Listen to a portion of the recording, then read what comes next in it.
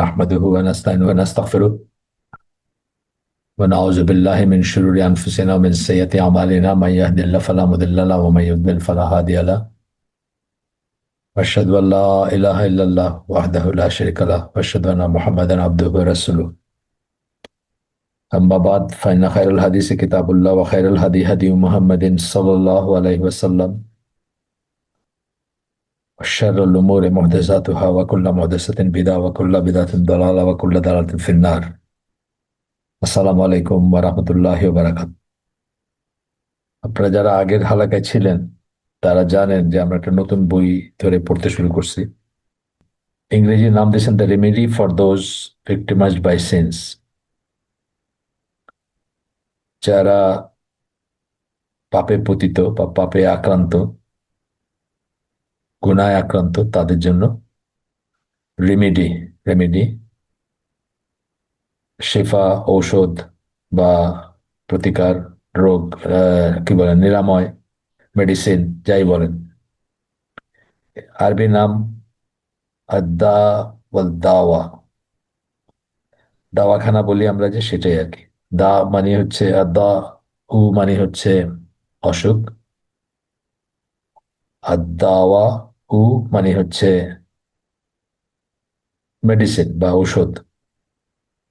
তাহলে দাঁড়ালো রোগ ও নিরাময় আর কি, যদি আমরা বাংলায় বলি। সেই জন্য আমরা এইভাবে নামকরণ করছি এটার, আপনার আহ আমাদের হালাকার নামকরণ করছি ওইভাবে আর কি, রোগ ও নিরাময়। এটা 2025 সালে ট্রান্সলেটেড বই, 2025 সালে পাবলিশ রাদার, ইংলিশ প্রথম এডিশন। এরকম আরো অনেক রত্ন ভান্ডার বই, মানে অনেক সুন্দর সুন্দর বই এখনো ট্রান্সলেটেড হয় না ইংরেজিতে বা অন্য কোনো ল্যাঙ্গুয়েজে। তো আমরা যেখানে গতদিন শেষ করছিলাম, যে এখন এখন যে চ্যাপ্টারটা আছে এটার নাম হচ্ছে পারফেক্টিং দ্য সাপ্লিকেশন। দোয়া, প্রার্থনা, আমরা যেটাকে বলি দোয়া, নিজের ব্যক্তিগতভাবে আমরা হাত তুলে আল্লাহর কাছে যে চাই, সেটাই বোঝাইছেন এখানে সাপ্লিকেশন। সেটাকে পারফেক্ট করা, সেটাকে নিখুঁত করা, সুন্দর করা, এফেক্টিভ করা, এই এই নিয়ে হচ্ছে এই চ্যাপ্টারটা। আর একটু আছে, তারপরে আমরা আরেকটা চ্যাপ্টারে যাবো ইনশাল্লাহ। চ্যাপ্টার গুলো খুব একটা বড় না এবং ই না, মানে সেম সাইজের না, কোনোটা একদমই ছোট, কোনোটা বেশ ডেসক্রাইব। এটা আমাদের স্টাইল বা একটা, মানে টপিক ওয়াইজ ভাগ করার একটা ই ছিল। আমরা ইবনুল জাওজির যে বইটা পড়ছি, ডিস্টার্বার অফ দ্য হার্টস, ওইখানেও সেম জিনিস ছিল। চ্যাপ্টার গুলা ইউনিফর্ম না, মানে মানে একই সাইজের না আর কি। আমরা গতদিন এখানে শেষ করছিলাম সাদ বিন আবি ওয়াক্কাসের একটা হাদিস পড়ে আমরা শেষ করছিলাম। সেটা ছিল একটা হাদিস, ডিফারেন্ট একটা ভার্সন আর কি। মানে সেটা ছিল এরকম: I would like to inform you of something, if something serious happens to someone and they supplicate to Allah with this, they will be relieved. রাসূল সাল্লাল্লাহু আলাইহি ওয়াসাল্লাম বলেন যে আমি তোমাদেরকে আহ, জানাইতে চাই যে কারো যদি সিরিয়াস কোনো সমস্যা হয় এবং সে যদি আল্লাহর কাছে দোয়া করে, এই দোয়া দিয়ে, এই দোয়া দিয়ে চায়, বলে উনি বলছেন, he was referring to supplication of জুন্নুন, মানে মাছ।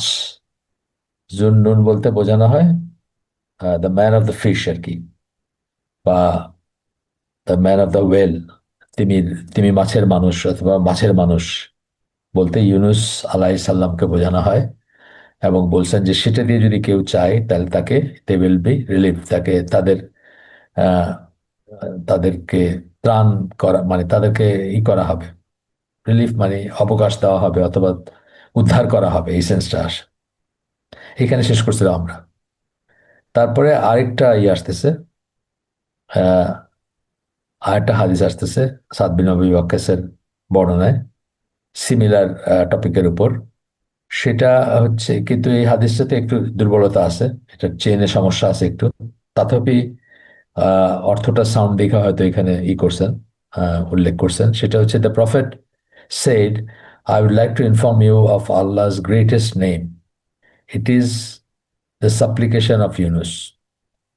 ইসমে আজম যেটা বলি, আমরা আগে ইসমে আজম নিয়ে কথা বলছি, যে ইসমে আজম বলতে আসলে কোনটাকে বোঝানো হয়েছে এটা নিয়ে যেমন বিতর্ক আছে, তেমন একটা একটাই কিনা সেটা নিয়েও কথা আছে।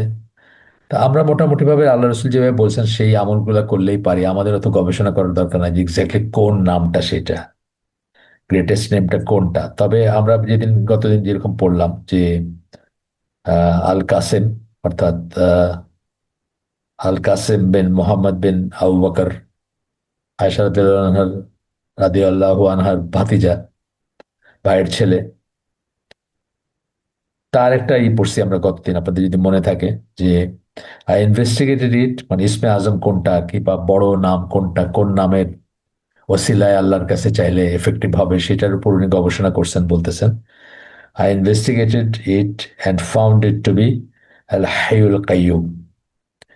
হাই এবং এভার লিভিং, কাইয়ুম, হাই হচ্ছে এভার লিভিং, আর কাইয়ুম সাস্টেনার অফ এক্সিস্টেন্স, মানে অস্তিত্বের অস্তিত্ব করেন যিনি, মানে অস্তিত্ব নিশ্চিত করেন যিনি, এবং সেলফ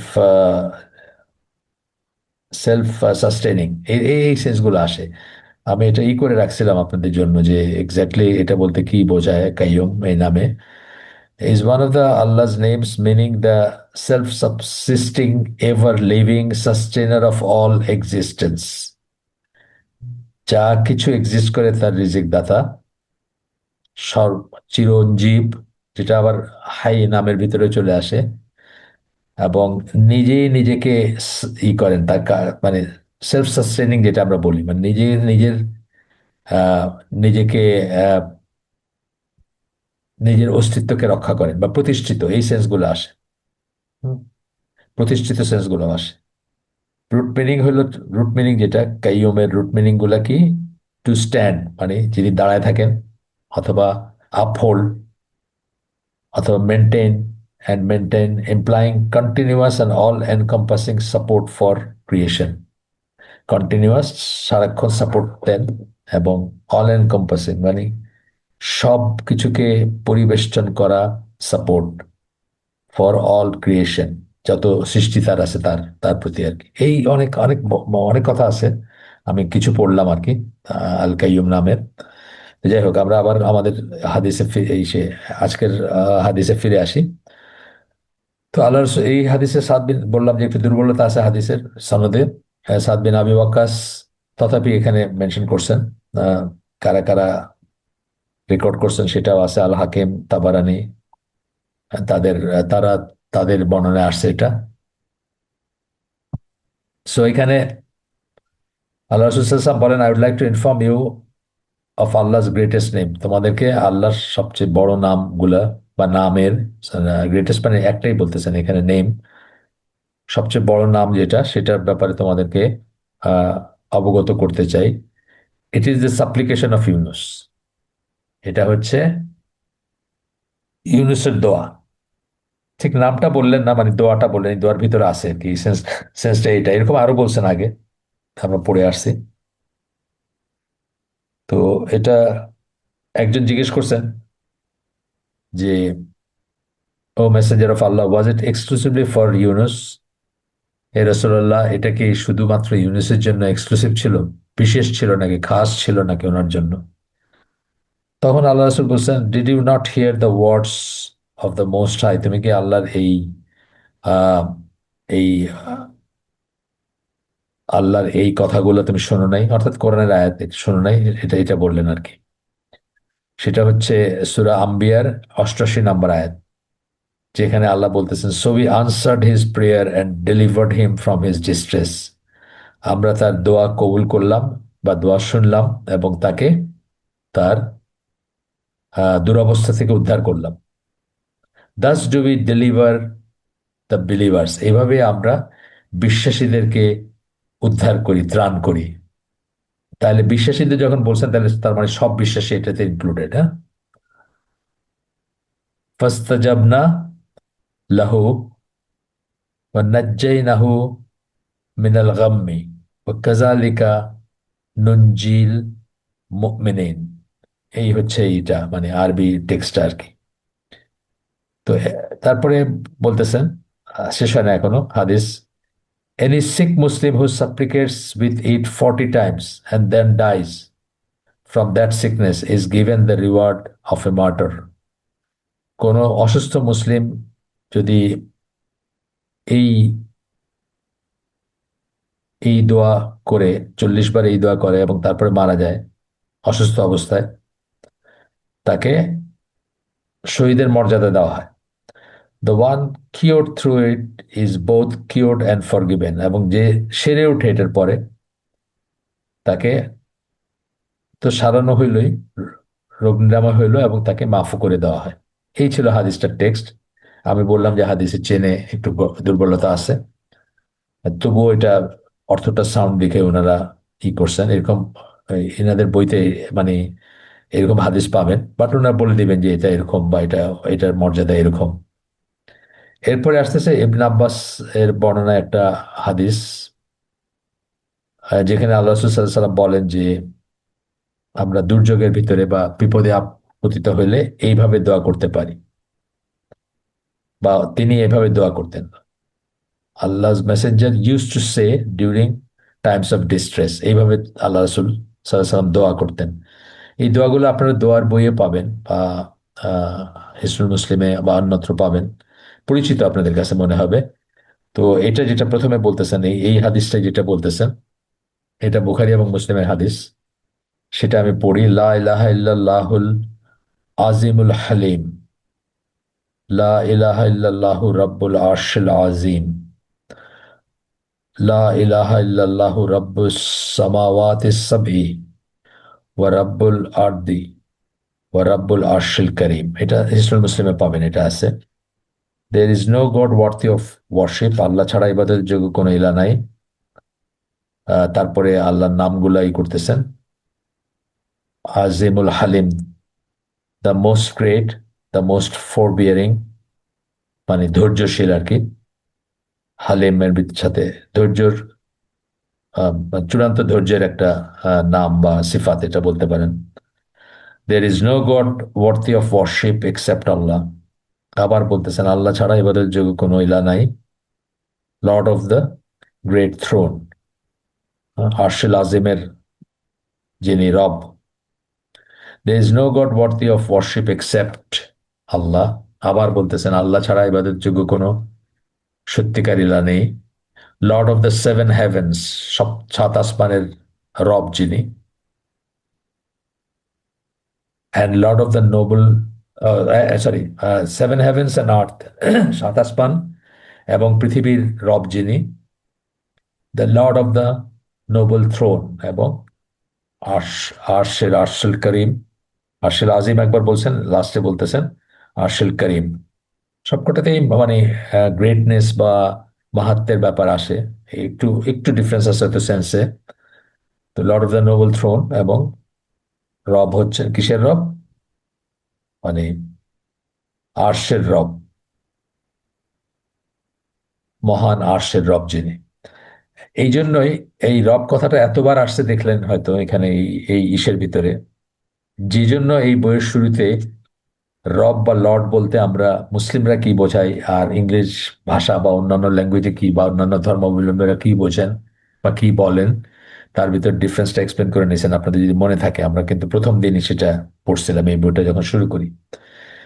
এরপরে আসতেছে আলী রাদিয়াল্লাহু আনহুর বর্ণনায়, উনি বলেন, Allah's messenger taught me that when something distressful happens to me, আল্লাহ রসুল আমাকে শিক্ষা দিয়েছেন, শিখাইছেন যে আমার যখন কোনো, আমি যখন কোনো বিপদে পড়ি বা কোনো বিপদের ভিতরে আপতিত হই, আই এম টু সে, আমি যেন বলি, বলে দোয়া। এইগুলো আপনার বইয়ে পাবেন, দোয়ার বইয়ে পাবেন। তবু আমরা যখন পড়তেছি, আমরা আহ সবকটাই পড়ি।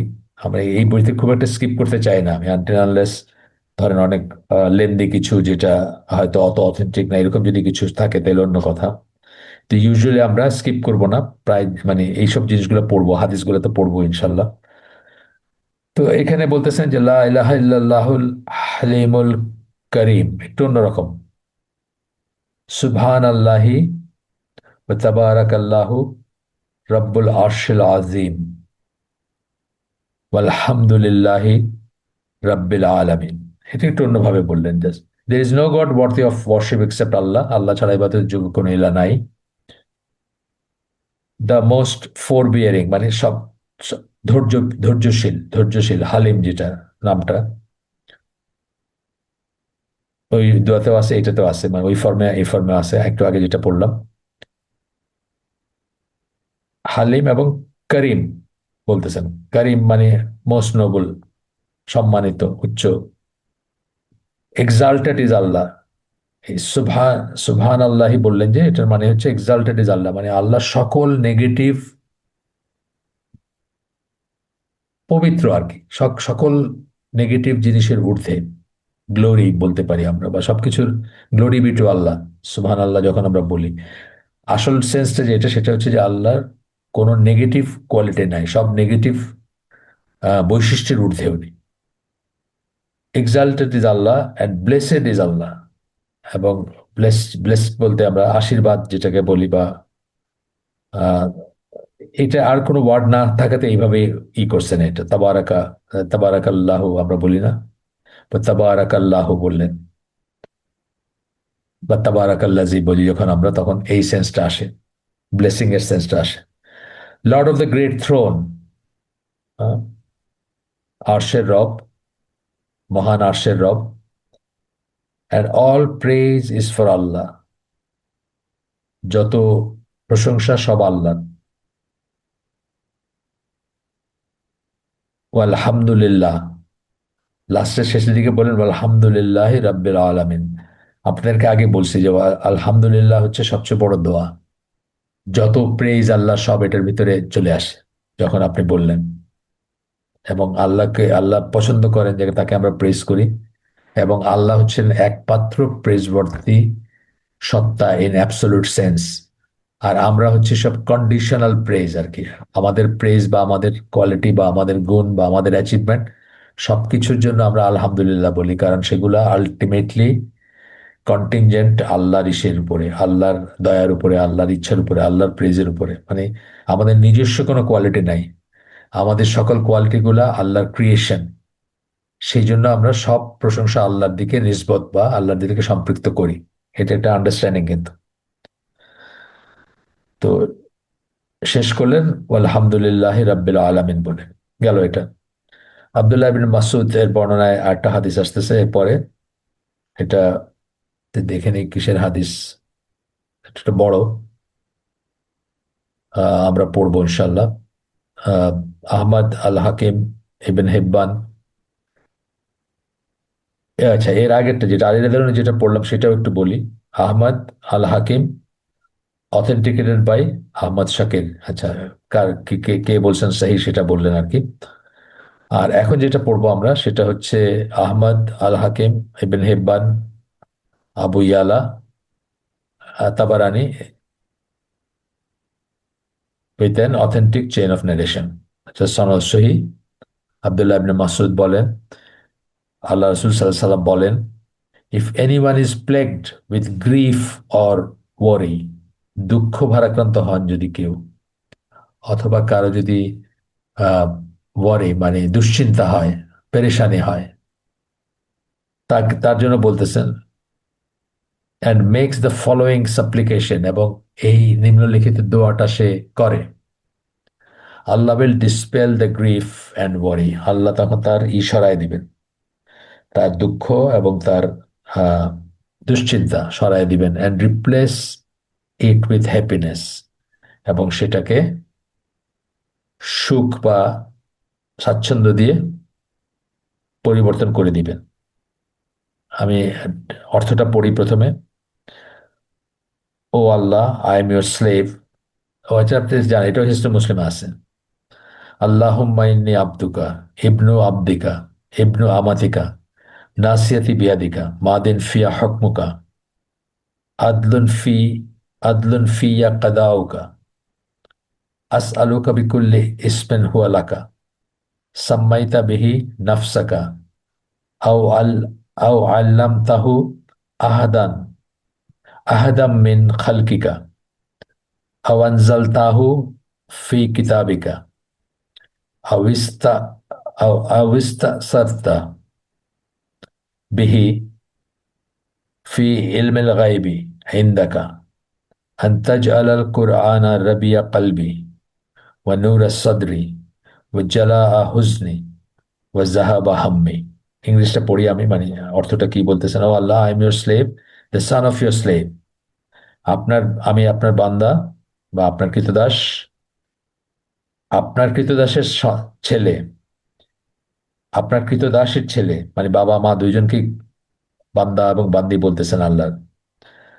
মাই ফোরলক ইজ ইন ইউর হ্যান্ড। এটা খুব ইম্পর্ট্যান্ট একটা কথা, কিন্তু ফোরলক মানে সামনের দিকের যে চুলটা থাকে, কপালের দিকের যে চুলটা থাকে, এই কথাটা বলছেন নাসিয়াতি বিয়াদিকা। এইটার অনেক বড় সিগনিফিকেন্স, একটা মিনিং আছে, সিগনিফিক্যান্ট একটা মিনিং আছে। এই সামনের চুলটা কেন বলছেন? কারণ এই ফ্রন্টাল কর্টেক্স বা এই সামনের দিকটাতে মানুষের বিবেক বুদ্ধি, জ্ঞান, কি বলে, ভালো মন্দের বিচার আচার সবকিছু থাকে এই সামনের দিকে। ব্রেনের এই সামনের দিকটা যেটা কপালের সাইডে লাগানো, এই জন্য এটা বলেছে। এটা অনেক কথা আছে, অনেক অনেক লিটারেচার আছে, অন্য স্কলারদের বা অন্যত্র আছে। আমাদের স্কোপ নাই, তাই এইটুকুই বললাম আমরা এখন এখানে।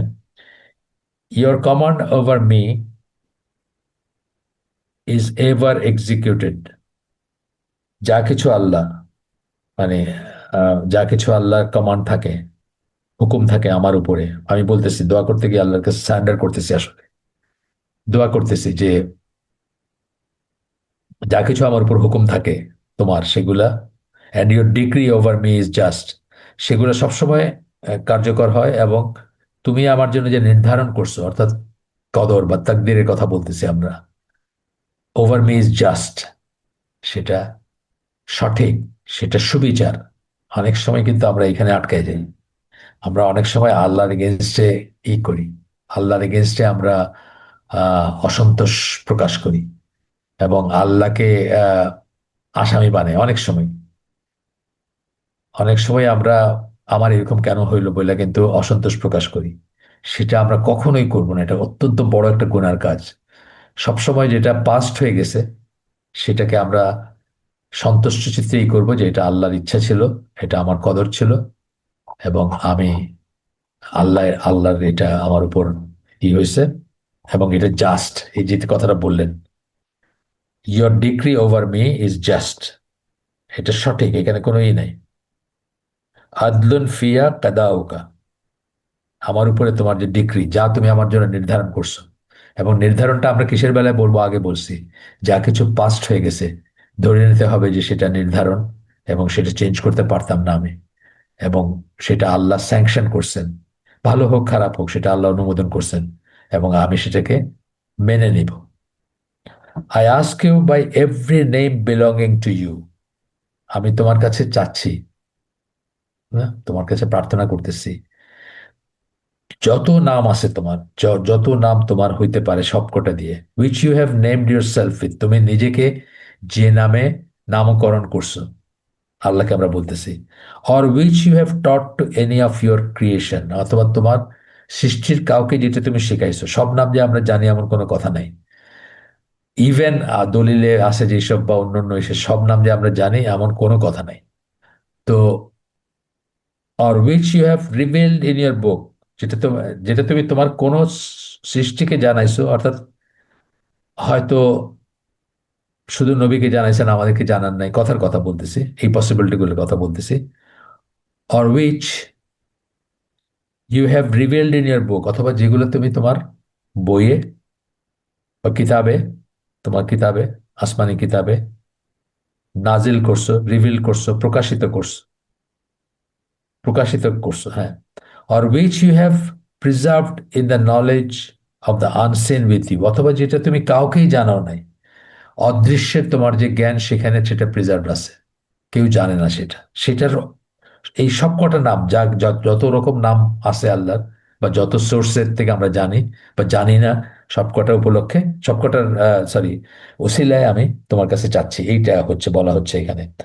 I ask you to make the Quran the life of my heart, কোরআনকে তুমি আমার অন্তরের জীবন হ্যাঁ, অন্তরের প্রাণ করে দাও, মানে অন্তর থেকে সজীব রাখে যা সেটা করে দাও। The light of my breast, আমার অন্তরের আলো করে দাও সেটাকে, কোরআনকে। দ্য রিলিফ অফ মাই সরো, এবং আমার দুঃখ দূরীকরণের উপকরণ করে দাও কোরআনকে। And the departure of my anxiety, এবং আমার অ্যাংজাইটি যেটা আছে সেটা যেন, সেটার দূরীকরণের উপকরণ করে দাও কোরআনকে।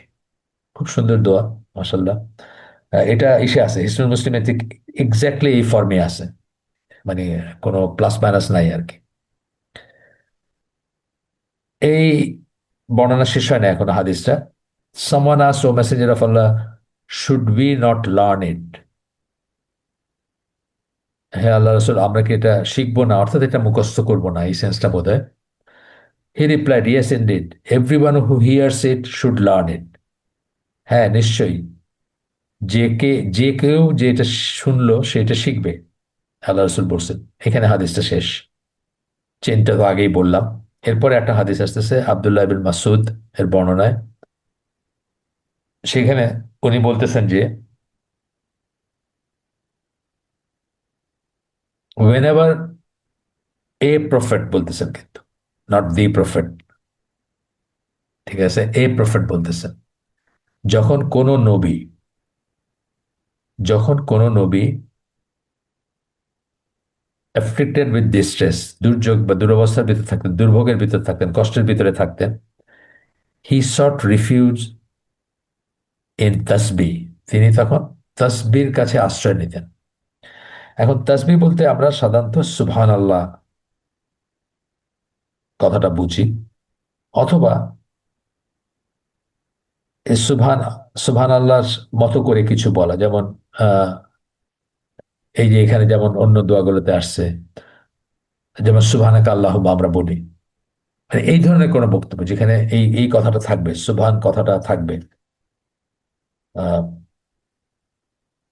এখানে অর্থটা বলছেন exalted of Allah, sorry exalted is Allah, মাফ করবেন, exalted is Allah above any imperfection, যেটা আমি আগে বলছি আপনাদের, যত ইমপারফেকশন মানে কি, যত নেগেটিভ কিছু হইতে পারে, সকল নেগেটিভ বৈশিষ্ট্যের ঊর্ধ্বে আল্লাহ, এই সেন্সটা আসে যখন আমরা সুবহান আল্লাহ বলি।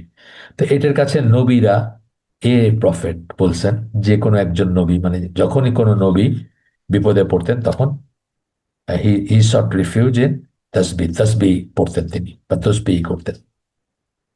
আচ্ছা, এটা পরে আমরা একটা বড় ডেসক্রিপশন এই চ্যাপ্টারে স্কিপ করে যাব, কারণ সেটার আপনার সেই দুর্বল, এবং অনেক বড় সেই ন্যারেশনটা, একটা গল্প বলতে পারেন।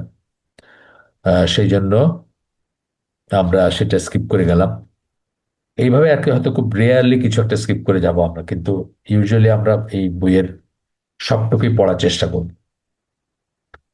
তারপরে বলতেছেন সাম সিক্রেট অফ সাপ্লিকেশন, দোয়া বা প্রার্থনার কিছু গোপন কথা, সম্বন্ধে কিছু গোপন কথা। তো এখানে বলতেছেন যে, যখন প্রার্থনার জবাব দেন আল্লাহ, বা কারো কারো প্রার্থনার জবাব দেন আল্লাহ, তো উনি বলতেছেন যে আমি অনেক কেসে দেখছি যে এটার পেছনে একটা রিজন হচ্ছে তাদের আর্জেন্সি, মানে তারা যে ফিল করেন যে আল্লাহর সাহায্য তাদের মারাত্মক রকম দরকার, সেই আর্জেন্সিটা, অর ডেভোশন, অথবা যে কায় মনে, মানে খুব খুব সিনসিয়ার থাকেন তারা, অথবা খুব কনসেন্ট্রেশন সহকারে দোয়া করেন, সেটা বলতেছেন যে সেটা আমি দেখছি যে সেই জন্য অনেকের দোয়া কবুল হয়।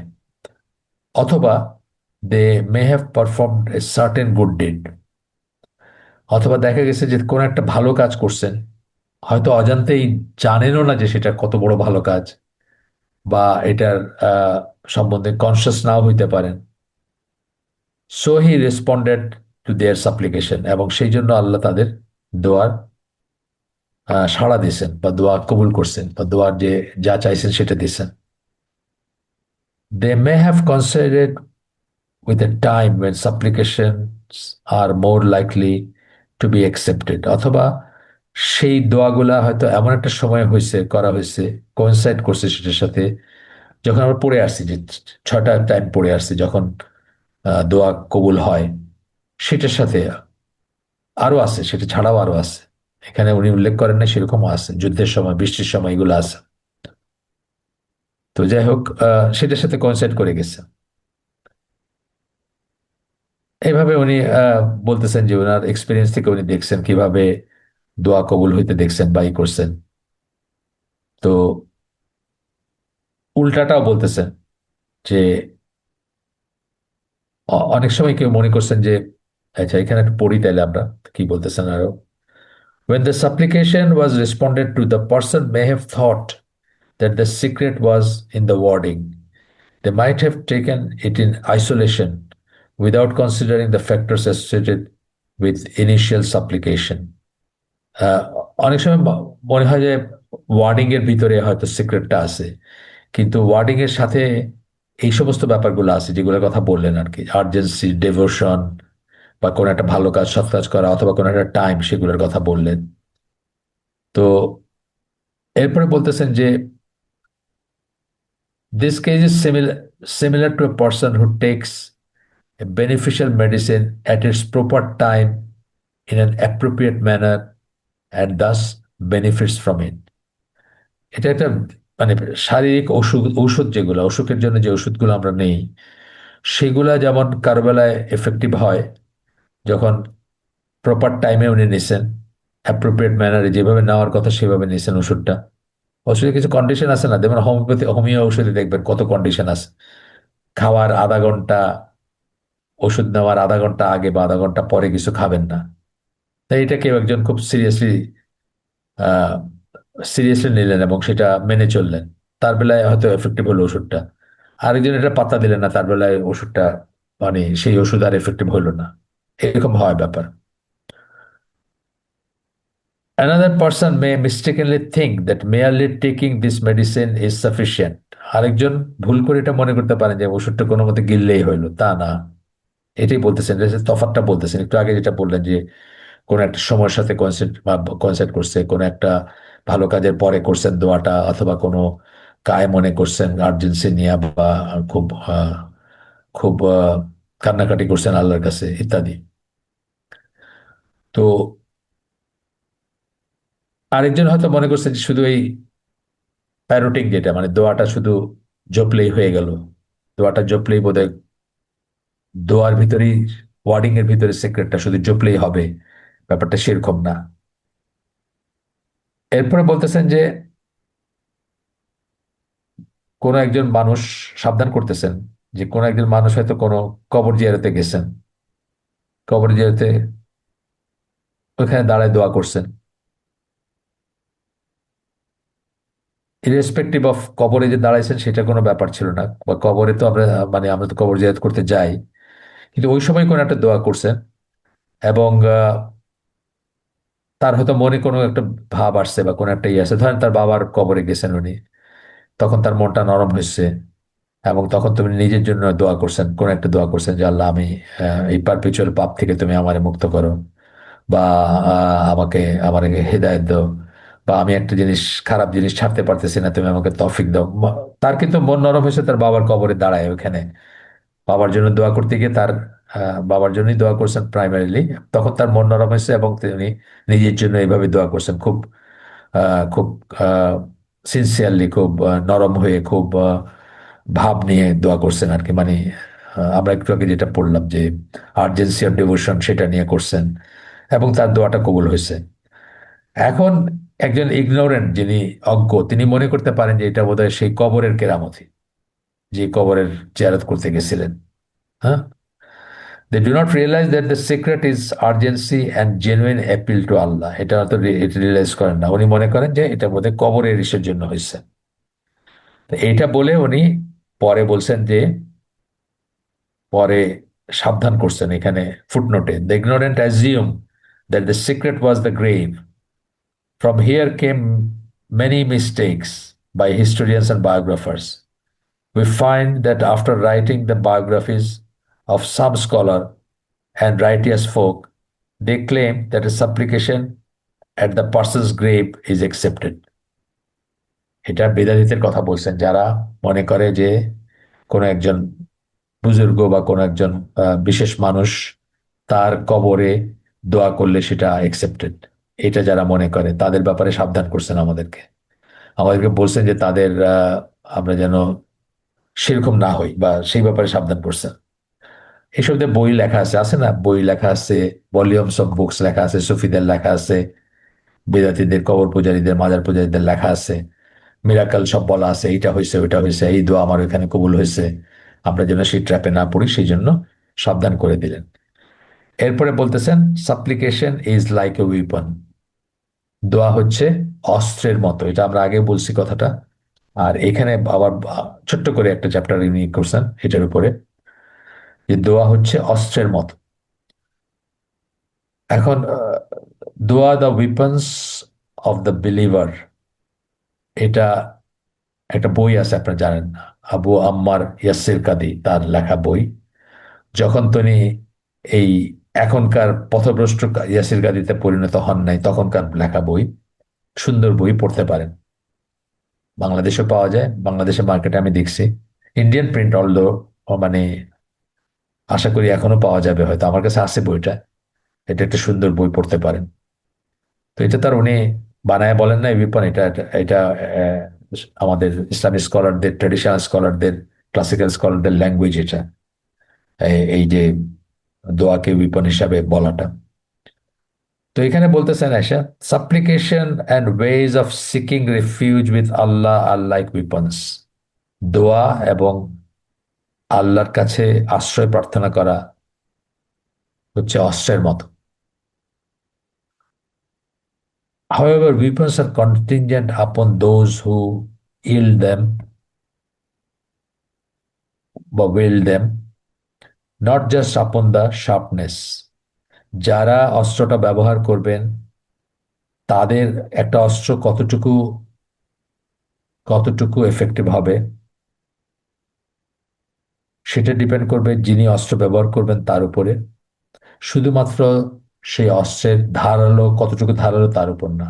ইট ইজ ট্রু, খুব ধারালো একটা তরবারি, একটা অস্ত্র, অথবা খুব ধারালো একটা লেন্স, যেটাকে আমরা বলি বর্ষা, আহ, বা লেন্সার্স বলি না আমরা, যে একটা বর্ষা হয়, হাতে নিয়ে ছুটে যান এবং ঢুকায় দেন সামনে যে আছে অস্ত্র, মানে যাকে, তার উপর ডিপেন্ড করবে যে যিনি অস্ত্রটা ইউজ করতেছেন উনি করতে পারলেন কিনা। ধরেন একটা বর্ষা যেটার অনেক ওজন, সেটা যদি খুব দুর্বল কারো হাতে থাকে অথবা একটা বাচ্চার হাতে থাকে, এটা খুব এফেক্টিভ হবে না, যদিও সেই অস্ত্র হিসাবে সেটা খুবই এফেক্টিভ।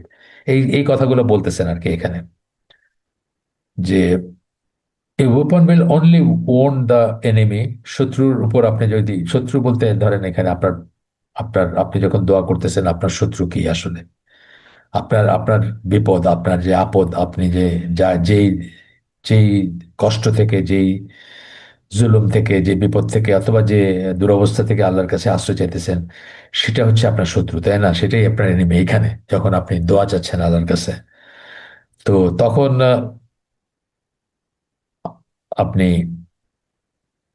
আপনি আপনি কেমন, আপনি কেমন ভাবে ইউজ করতে পারলেন, মানে অস্ত্রটা হচ্ছে দোয়াটা, কিন্তু আপনি কিভাবে ইউজ করলেন সেটা অনেক, সেটার উপর অনেকটা ডিপেন্ড করবে। এটা বলতেছেন যে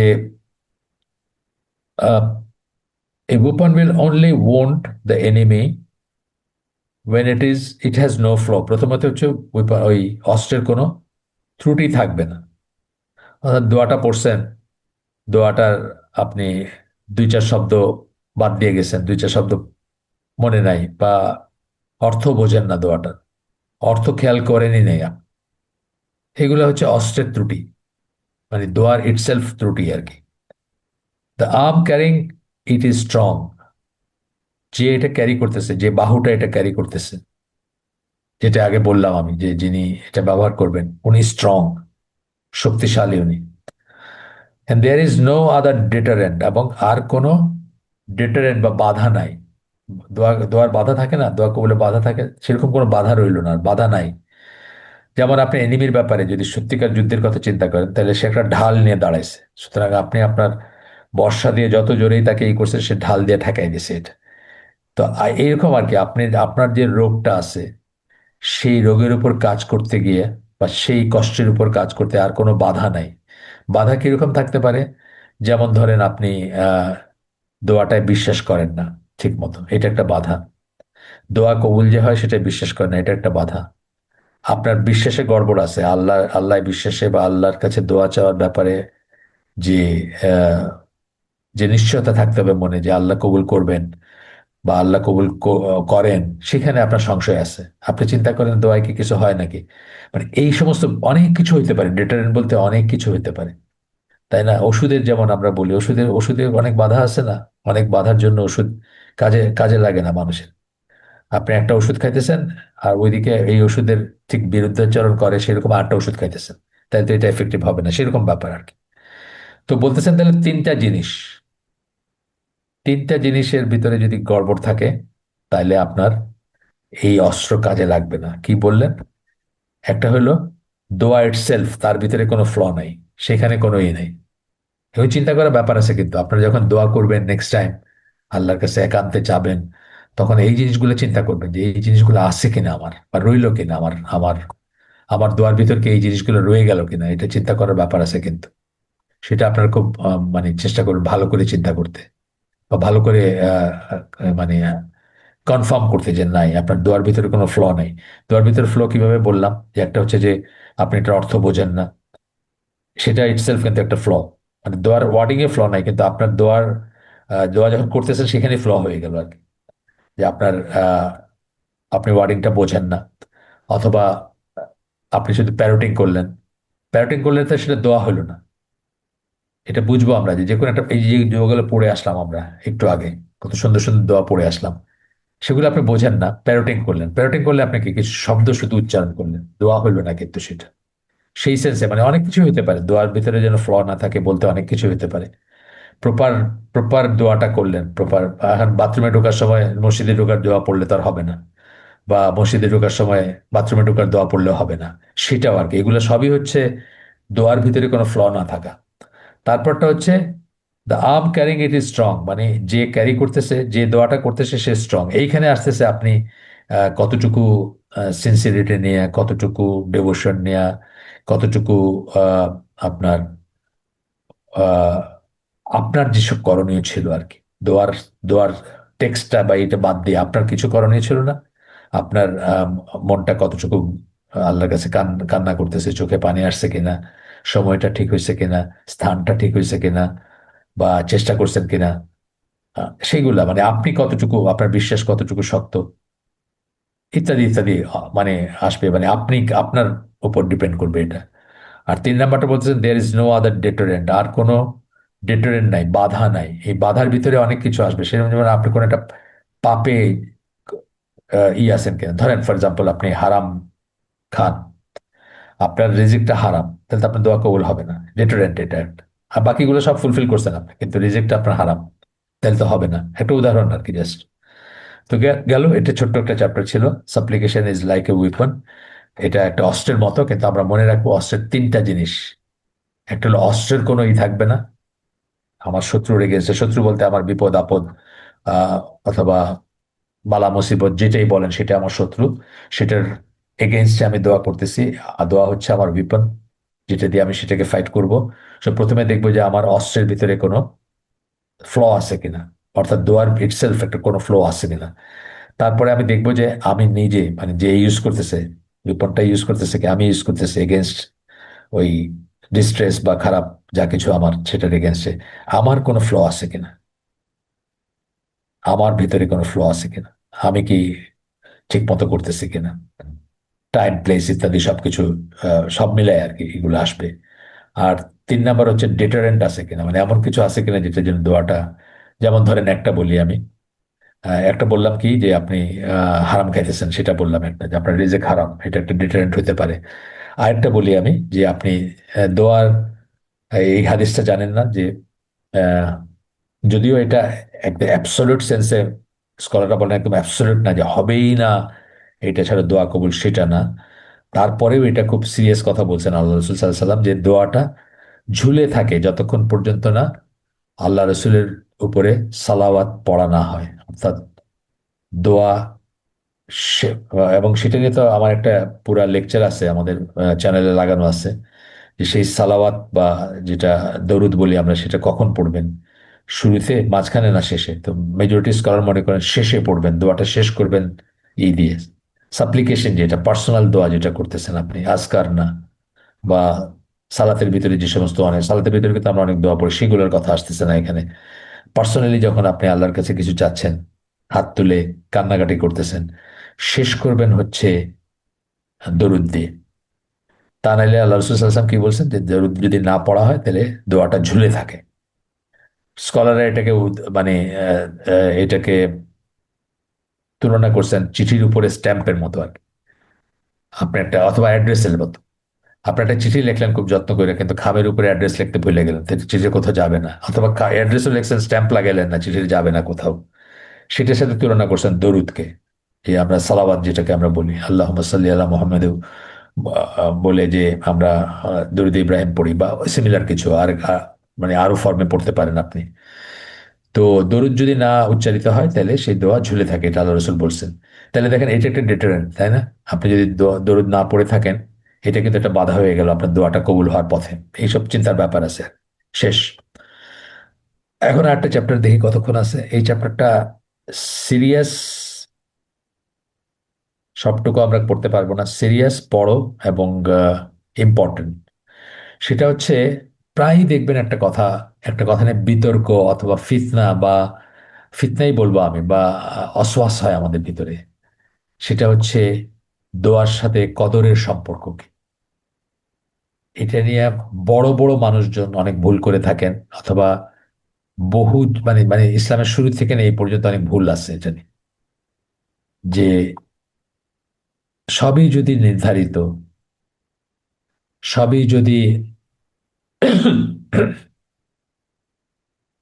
সবই যদি নির্ধারিত, সবই যদি কদর, সবই যদি প্রিডেস্টিনেড, আল্লাহ যদি সবই জানেন, তাইলে আমার দোয়া করার কি মানে? এটা কিন্তু বড় একটা ফিতনা।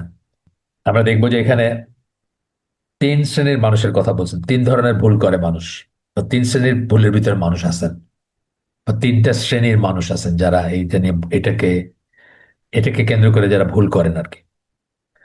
এটা কিন্তু মনে হয় অনেকেরই। হুমায়ুন আহমদ লিখছে না যে দোয়া কোথাও যায় না, আমার এক্স্যাক্টলি মনে নেই কোন বইটাতে লিখছে, মিসির আলীর কণ্ঠে বোধহয় বলছে যে দোয়া তো কোথাও যায় না, এগুলা মানুষ যে দোয়া করে এটা কোথাও যায় না, মানে কি তার তার তার বিশ্বাস হচ্ছে যে দোয়া করলে আর কি ঠিক আছে, কিন্তু আহ, দোয়ার কোনো এফেক্ট নাই, বা দোয়া কোথাও যায় না, বা দোয়ায় কোনো চেঞ্জ হয় না, এই ধরনের যে সেন্সটা। তা আমরা দেখবো ইনশাল্লাহ যে এখানে কি বলতেছেন। প্রথমে বলতেছেন পপুলার মিসকনসেপশন, ভুল ভুল ধারণা। পপুলার পপুলার কেন বললেন? অনেক মানুষ এটার ভিতরে আছেন, সেই জন্য পপুলার বললেন। ভুল ধারণা হচ্ছে, if a matter for which a person supplicates is decreed, কোন একটা ব্যাপার যেটার জন্য ডিক্রি মানে আল্লাহর তরফ থেকে নির্ধারণ আছে, হয়ে গেছে, বা নির্ধারণ আছে, it will ochre regardless of সাপ্লিকেশন, তাহলে তো এটা হতেই যাচ্ছে। আমি যদি দোয়া করি তাহলেও হবে, না করলেও হবে। সে ভালো জিনিস হলে দোয়া করলেও হবে, না করলে হবে। খারাপ জিনিসও যদি হয় সেটা আমার উপর নাজিল হবে, যদি আমি দোয়া করি তাও হবে, না করলেও হবে। এটা থেকে কিন্তু অনেক মানুষ, অনেক সেক্ট, অনেক বাইরে হয়ে গেছে। আপনাদের বলছি না আগে, কাদারিয়া জাবরিয়া দুইটা সেক্ট আছে, দুইটাই ভ্রান্ত। এই এই পয়েন্টের উপরে তারা ভ্রান্তিতে ছিল বা আছে। আহ কাদারিয়ারা মনে করে কদর বলতে কিছু নাই। আমার এই আমরা যে এখন হালাকা করতেছি, এটা আমি যখন শুরু করছি তখন আল্লাহ জানছেন, তার আগে আল্লাহ জানতেন না। হজবিল্লাহ। আর জবরিয়া যারা, তারা কি মনে করে যে আমি যে মদ খাইতেছি এটা তো আমি খাইতে পারি না, প্রশ্নই উঠে না আমার খাওয়ার, আমার কি ক্ষমতা আছে খাওয়ার? এটা আল্লাহ আমাকে খাওয়াইতেছেন। দুটাকে কিন্তু বাতিল ফেরকা বা ভ্রান্ত ফেরকা বলা হয়। কেন? তার কারণ এই কনসেপ্টটা ঠিক না। এটা আমরা দেখবো এখানে, এটা খুব খেয়াল করে শোনার ব্যাপার আছে এবং চিন্তার ব্যাপার আছে। এই চ্যাপ্টারটাতে আমরা যেটা পড়বো আর কি, যতটুকু আল্লাহ তৌফিক দেন আজকে শেষ করব। আর পরে আরেকদিন লাগবে, অন্তত তা আরো বেশি লাগতে পারে। এটা বড় আছে চ্যাপ্টারটা, যেহেতু এটা এটা নিয়ে অনেক আছে। ও বেশ বড়। তো আমরা আরো একদিনও হবে না, হয়তো আরো কয়েকদিন, আরো 2 দিন লাগতে পারে। যাই হোক, সেটা পরের কথা। তো বলতেছেন যে if it has not been ডিক্রিড it will not happen, যদি এটা আমার জন্য কদরে না থাকে, তকদিরে না থাকে, তাহলে এটা হবে না। Regardless of whether the person us for it, আমি চাইছি কি না চাইছি তার উপর ডিপেন্ড করে। অর্থাৎ হওয়াটা অথবা না হওয়াটা দুইটাই বলতেছেন, যদি কদরে থাকে তাহলে আমার আমার প্রার্থনায় কি আসে যায়, বা প্রার্থনা করলে কি হয়, বা প্রার্থনা করলে কোনো লাভ নেই, এরকম। এখানে তিন ধরনের মিসকনসেপশন আছে। আমরা একটা একটা করে পড়ি। প্রথমটা হচ্ছে, একটা গ্রুপ কনসিডার করছে যে এই এই মাত্র যেটা আমরা পড়লাম, কনসিডার দিস অ্যাজাম্পশন কারেক্ট। অর্থাৎ কি, যে যা হওয়ার, ভালো যদি কিছু হওয়ার থাকে সেটা হবে, আমি চাইলেও হবে না চাইলেও হবে। খারাপ যদি কিছু হওয়ার থাকে সেটা আমি প্রিভেন্ট করতে পারবো না, আমি চাইলেও হবে না চাইলেও হবে। এই কনসেপশনকে একটা গ্রুপ কারেক্ট মনে করছেন।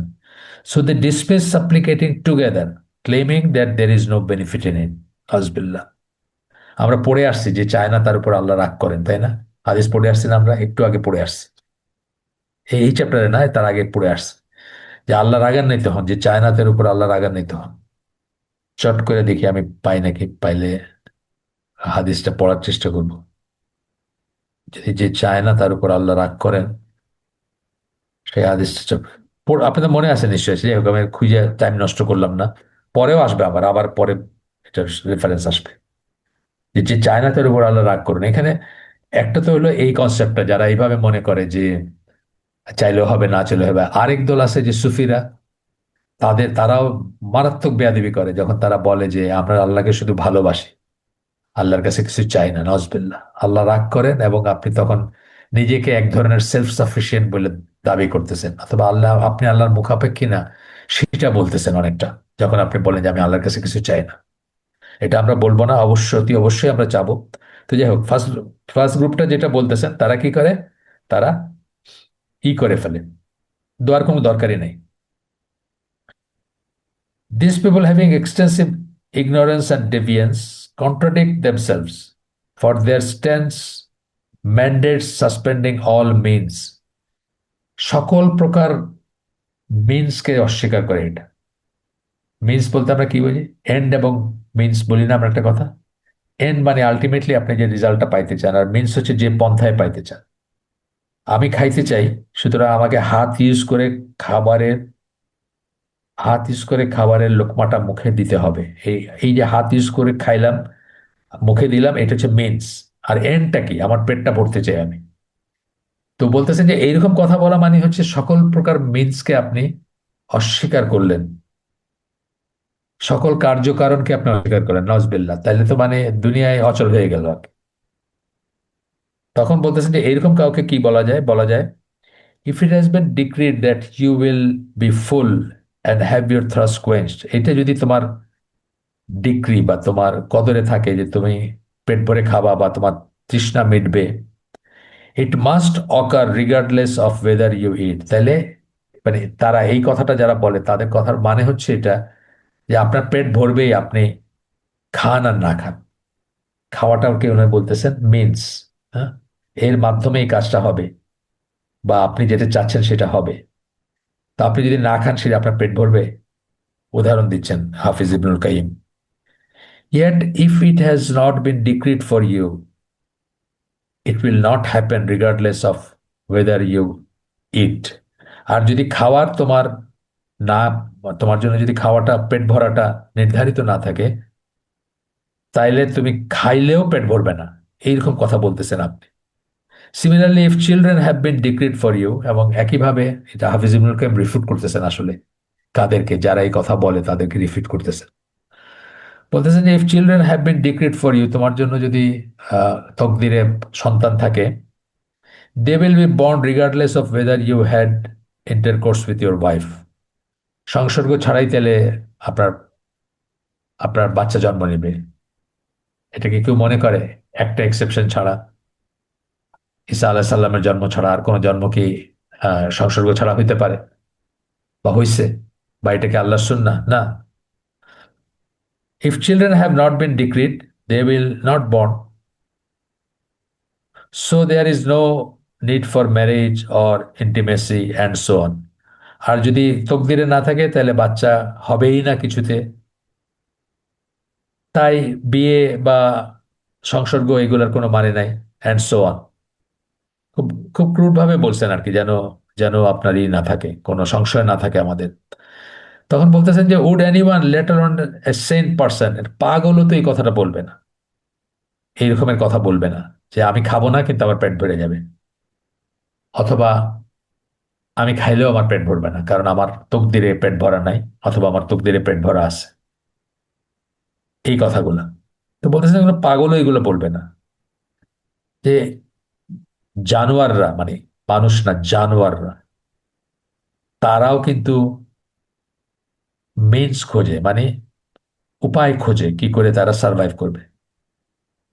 আল্লাহ বলছেন যে খাবার নিয়ে চিন্তার কিছু নাই, একটা পাখি যখন সকালে বাইর হয় বিকালে সে পেট পুরে ফিরে আসে, কারণ তার রিজেক আল্লাহ নির্ধারণ করে রাখছেন। কিন্তু সেই পাখি কিন্তু বাইর হইতে হয়, তাই না? বাইর হইতে হয় এবং উড়ে যেতে হয়, বা সেই খাবারের জায়গায় যাইতে হয়। আপনারা দেখছেন না যে 10,000 মাইল যায় পাখিরা, মাইগ্রেট করে? তো সেগুলো কোত্থেকে আসছে? এগুলো সবই মিনস। তো বলতেছে যে অ্যানিম্যাল, জন্তু জানোয়ার যারা, তারাও সার্ভাইভাল এবং রিজিকের জন্য তারাও চেষ্টা করে। তারাও যেখানে ঘাস আছে সেখানে যায়, যেখানে ঘাস নাই সেখানে বসে থাকে না যে এখানে অটোমেটিক্যালি খাওয়া আসবে। Animal SIM more sensible and intelligent then this people. মানে জানোয়াররাও এই সমস্ত মানুষের চেয়ে বেশি ইন্টেলিজেন্ট মনে হয়, কারণ তারাও এই জিনিসটা বোঝে যে তাদেরকে এফোর্ট দিতে হবে। হু আর লাইক ক্যাটল, এইসব মানুষকে গবাদি পশুর মতো। এই মানুষদের কথা কথা বলতেছে যারা এই কথাগুলো বলে।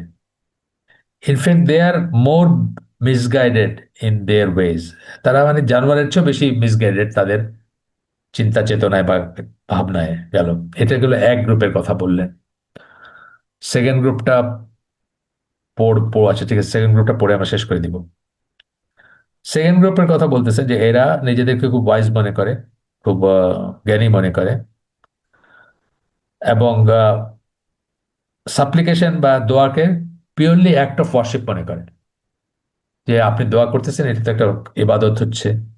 অবশ্যই দোয়া, আমরা জানি দোয়া কি বলছি আমরা, নির্যাস বলছি, তাই না? ইবাদতের নির্যাস দোয়া হচ্ছে। অন্যত্র বলছি না আমরা, ইবাদতের নির্যাস মানে লেবুর যেমন রসটা হচ্ছে নির্যাস, সকল ইবাদতের নির্যাস হচ্ছে সাপ্লিকেশন বা দোয়া। আপনি যে আল্লাহর কাছে চান, যে দিতে জানে, যে দিতে পারে, যার দেওয়ার ক্ষমতা আছে, তার কাছে চাচ্ছেন। সব ইবাদত আমরা সেই জন্যই করি, কারণ আমরা তার কাছে চাই, তিনি আমাদেরকে দেন। এবং এই চাওয়াটা হচ্ছে ইবাদতের নির্যাস। তো এরা বলতেছে সেকেন্ড গ্রুপ যেটা, যে হ্যাঁ, দোয়াটা ইবাদত হচ্ছে তোমার, সওয়াব হচ্ছে তোমার, তুমি সেই জন্য আল্লাহ তোমাকে রিওয়ার্ড দিবেন, আখেরাতে দিবেন reward. It does not effect the request itself, কিন্তু যা চাইলেন তার উপরে কোনো এফেক্ট নাই আর কি। শুধু একটা ওয়ার্শিপ কথা বুঝছেন তো? আপনি বললেন যে আল্লাহ, আমাকে আপনি এই বিপদ থেকে উদ্ধার করেন, এটা একটা একটা ওয়ার্শিপ হলো, আপনার সওয়াব হলো, কিন্তু বিপদ থেকে উদ্ধার এটা দিয়ে হবে না। এই এই কথা বলতে চায় আরেকটা গ্রুপ। খুব ফানি লাগতেছে শুনতে, কিন্তু এইগুলো সব আপনি পাবেন, পড়াশোনা করলে পাবেন।